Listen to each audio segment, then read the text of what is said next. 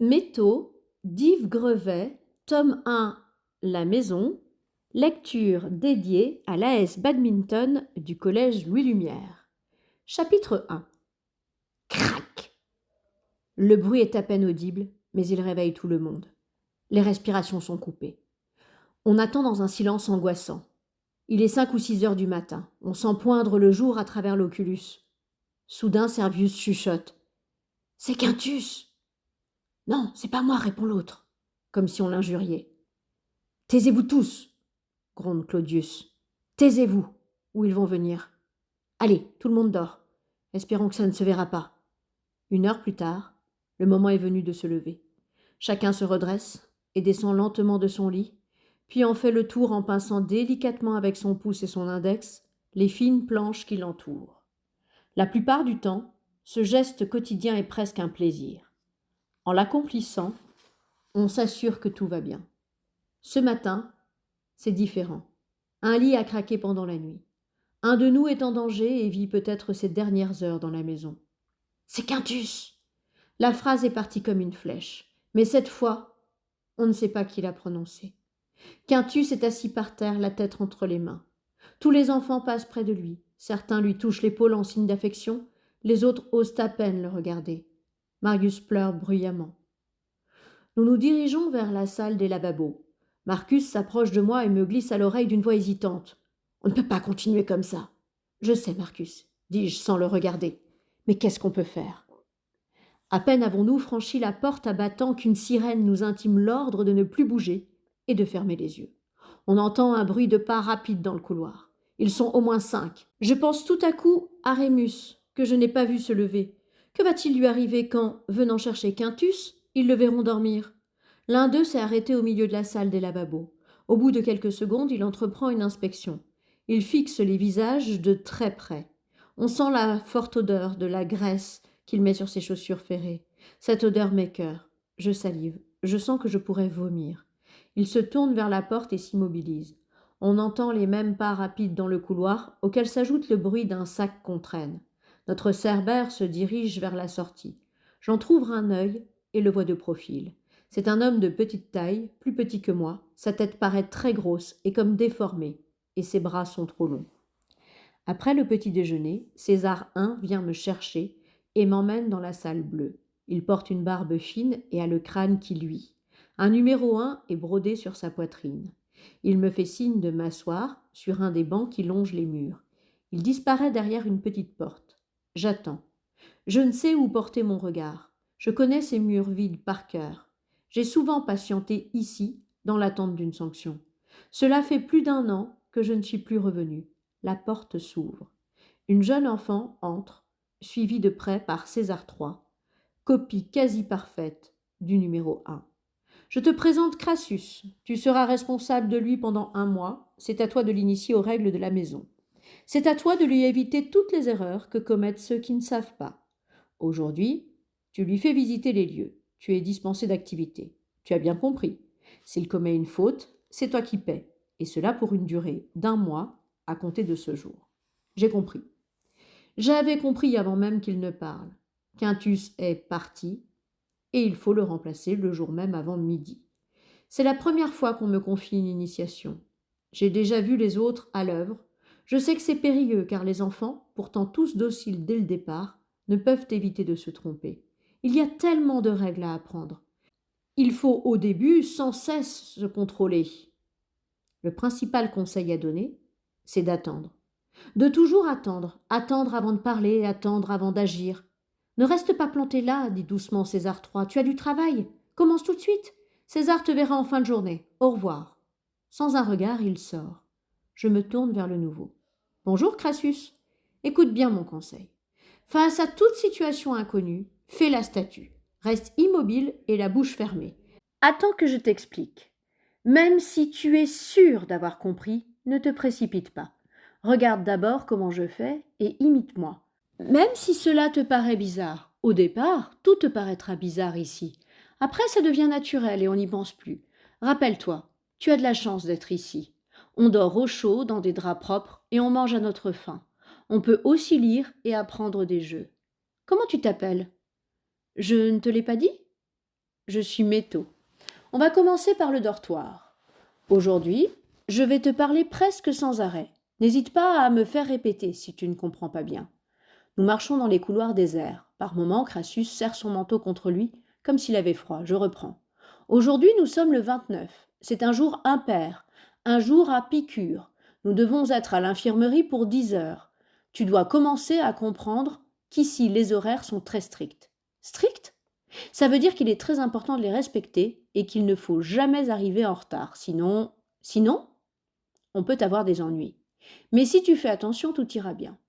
Je pousse la porte du dortoir et prends la main de Crassus qui, bien que surpris, se laisse faire. Surtout, tu ne touches pas les lits. Lis ce qui est écrit là, sur le mur. Il se tourne vers moi d'un air étonné. Vas-y, lis, tu ne sais pas lire? Non. Écoute bien alors. Le dortoir est exclusivement réservé au repos. Tu as compris? Ici, personne ne jouera avec toi. Personne ne te poursuivra pour s'amuser. Tu ne verras personne se cacher, ni se battre, même gentiment, avec un oreiller. Ici, le mobilier est précieux, surtout les lits qui sont extrêmement fragiles. Un seul contact un peu violent peut casser une des parois, et un lit cassé, c'est l'expulsion. L'expulsion, c'est quoi? Tu disparais, et on ne te revoit jamais. La piqûre se pratique en haut des fesses.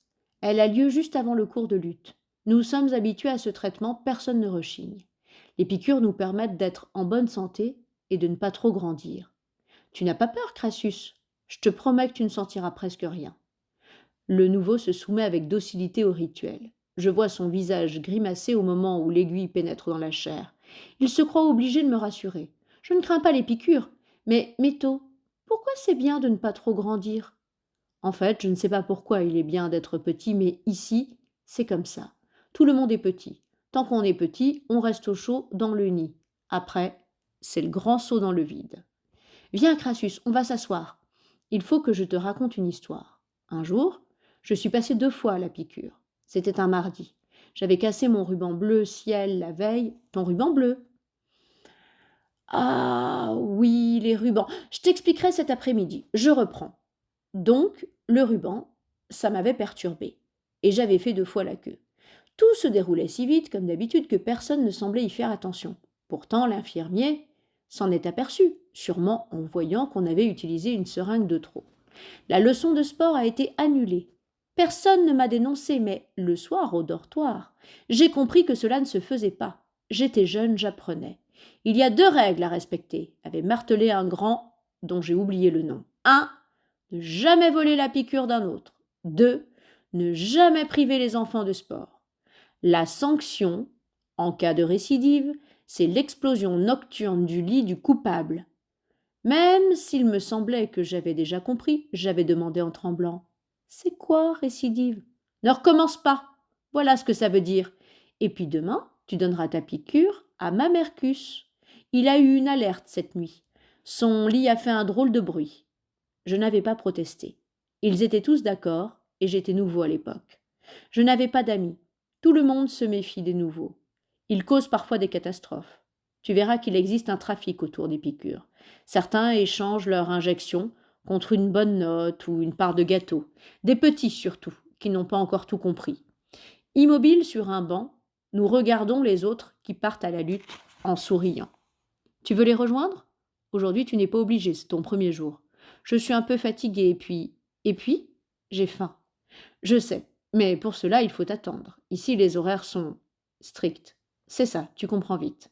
Crassus serre de nouveau son manteau contre lui. Tu as froid? Non, il fait chaud ici.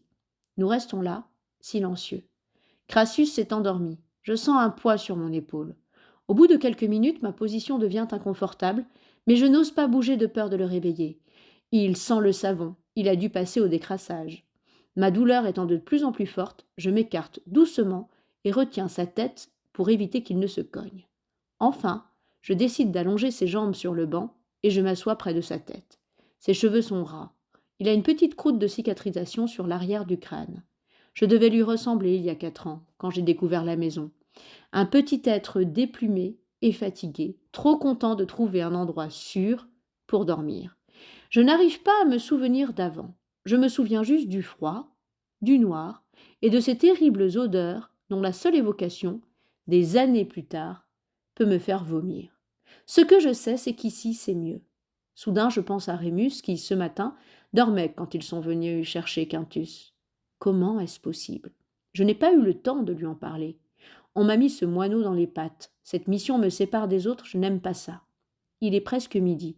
Je dois réveiller Crassus. Nous ne pouvons pas rater le repas, surtout lui, dans son état. Je le secoue, sans trop de ménagement, et là, dans le silence, il hurle comme si je l'avais frappé. Je le secoue de nouveau en lui ordonnant sèchement de se taire. « Ah, c'est toi ?» dit-il en reprenant son souffle. « Je crois que je rêvais. Qu'est-ce qu'il y a? J'ai dormi longtemps ?» C'est bientôt l'heure du déjeuner. Nous allons nous diriger vers la salle à manger. Excuse-moi d'avoir crié. Ce n'est rien, on y va. On entre dans la salle les premiers et Crassus découvre avec émerveillement les tables garnies de victuailles. Il s'immobilise et reste planté la bouche ouverte, sans doute saisi par la richesse et la variété des plats, ou bien il a déjà acquis le réflexe de la statue. Je lui tape gentiment sur l'épaule. Avance, n'aie pas peur. C'est aussi pour toi tout ça. Ici, on va te remplumer. Bientôt, nous sommes rejoints par les autres enfants qui gagnent leur place, dans un léger brouhaha. Ils s'assoient et les bruits cessent. César V a levé sa fourchette en signe de bon appétit. Je glisse à l'oreille de Crassus. Tu dois compter jusqu'à 120 avant de toucher tes couverts et laisser un espace de 50 secondes entre deux bouchées. À part cela, tu peux manger autant que tu veux, dans la limite du temps imparti pour le repas. J'entends Crassus qui respire fort près de moi. Il a les yeux dans le vague et semble perdu. Écoute les petits qui comptent à voix basse. 115, 116, 117, 118, 119, 120. Crassus est surpris par le bruit que font, d'un coup, 64 mains qui empoignent une fourchette. Quelques secondes plus tard, il me regarde en mâchant. On n'entend presque plus rien. Bientôt, on perçoit de nouveau la voix des petits qui égrènent. 46, 47, 48, 49, 50. Moi, il y a longtemps que je ne compte plus. Je sens, à chaque fois, le moment exact où je peux piquer avec ma fourchette. Crassus mange jusqu'à la dernière seconde. Il a planté 72 fois, le maximum. Je le sens fatigué soudain. Sans doute le stress que génère au début ce rituel du repas. J'ai oublié de lui dire que c'est dangereux de manger trop, surtout après avoir connu la faim comme lui. Mais à quoi bon? M'aurait-il entendu? Nous nous levons. Je le soutiens un peu. Marcus me frôle. Surveille-le. Il ne doit pas vomir. Je sais. Qu'est-ce qu'il a dit? Demande Crassus. Rien. Je te propose de faire une petite promenade pour t'aider à digérer. Tu es trop lourd pour aller jouer. On va où? Au phare. De là-haut, on peut voir toute l'île. Il y a beaucoup d'escaliers, mais on va y grimper doucement. J'ai un peu mal au ventre. Si ça ne va pas, parle-moi. Évitons les catastrophes. Le phare surmonte le toit de la maison. On y accède par une série de couloirs. Nous passons devant de nombreuses portes que j'ai toujours vues fermées. Différentes odeurs s'échappent des salles. Relents d'égouts, de transpiration, de renfermés ou de médicaments. Crassus fait la grimace. Je vois bien que ça ne va pas. Je cherche une solution. Toutes les portes sont closes, surtout celles donnant vers l'extérieur où pendent d'énormes chaînes dorées. Il ne peut pas vomir là, au milieu d'un couloir. Ne t'inquiète pas, Métaux. Je sens que je vais mieux. Mais on ne pourrait pas ouvrir une fenêtre que je puisse respirer un peu d'air frais? Je n'avais jamais vu de fenêtre ouverte dans la maison. C'est aussi pour ça qu'il y fait toujours chaud. Maintenant, nous allons commencer l'ascension. Il y a des bancs tous les 2 étages, on s'arrête quand tu veux. Crassus se détend. Il monte doucement, en prenant bien soin de respirer profondément. Nous arrivons au sommet, au bout d'un quart d'heure. La vue est dégagée. Je commence la leçon. Notre île ressemble à une étoile de mer. C'est une île d'origine volcanique avec une montagne au centre, l'ancien volcan. On a construit la maison au fond du cratère. Les pentes du volcan sont riches et on peut y cultiver des fruits, des légumes et des céréales pendant la belle saison. Au nord se trouve une forêt où sont élevés des cochons et des prairies où vivent des ruminants et des volailles. On a aussi installé des ruches. La pêche se pratique tout autour de l'île et dans les grottes sous-marines situées sur la côte ouest. En donnant ces explications, je me rends compte que je n'ai jamais vu, de près, tout ce dont je parle. J'ai tout étudié pendant les cours. Je ne vois des cochons des forêts que les tranches de jambon qui remplissent mon assiette ou les images des manuels. Soudain, j'aperçois César I. Ai-je déjà commis une erreur? Il a le même visage que d'habitude, il sourit. Mais il sourit toujours, même quand il annonce les pires nouvelles. Métaux, ton protégé doit porter l'uniforme au repas de ce soir. J'ai l'impression que tu as oublié de passer chez le tailleur. Non, César, je n'ai pas oublié. Nous irons là-bas juste avant la chorale. Crassus était très faible ce matin. Il a dormi un peu, et puis je ne voulais pas qu'il rate l'heure du repas.